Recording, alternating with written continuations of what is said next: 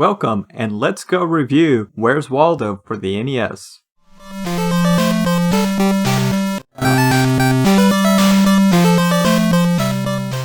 From the makers of Doom and the Elder Scrolls comes the pinnacle of Bethesda's library, Where's Waldo. There he is by the train. I'm just kidding. There's not much to this game. In fact, it's notorious for how short it is. And it is very short. On easy, you can finish it in under 5 or 6 minutes. In fact, you have to beat it in under 10 minutes. The game is pretty much like the books. You have to find Waldo in a sea of people, move your cursor and click. If you found him, you move on. If not, you lose time. There are 3 sections that are a bit different. The cave, you have to find him in the dark. The subway, you have to navigate a maze to reach Waldo and his glasses while avoiding this guy. In the manual, he is called the Wizard Whitebeard. He's supposed to be a friend of Waldo, so I'm not sure why he's a villain here.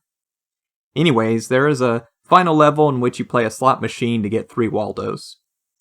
Ultimately, you finish the game with getting Waldo to the moon, where you leave him forever. Anytime someone asks, "Where's Waldo?" you just look up in the night sky and point.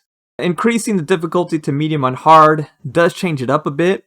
On some levels, it will change his clothes to match the background of the level, which makes it harder to find him. You also get a lot less time, 7 or 5 minutes, depending on your difficulty. Your cursor will be smaller. And if the bad guy on the maze section hits you, your time pretty much instantly goes away. In fact, the only real hard part in the game is getting past that maze. I guess another hard part would be if you're playing this in an old school composite. The graphics make it real tough to see. It's very grainy.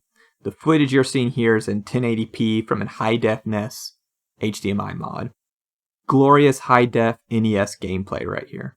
The main theme is memorable, but there's no music during gameplay. One interesting thing to note is there is a practice mode in the game, but in the manual it is not listed there. And in fact, there's a very different picture of the difficulty selector. Either way, as I said before, there's not much to this game. Maybe challenge your friends to see who can beat it the quickest. I did own this game growing up, and this is my OG copy. And I don't have a hate for this game, like I've seen from other people. The truth is, there just isn't much here, and watching this review will probably take you longer than playing the game. I'm not going to give any score or rating for this game, but play it if you want to just claim you can beat an old NES game in under 10 minutes.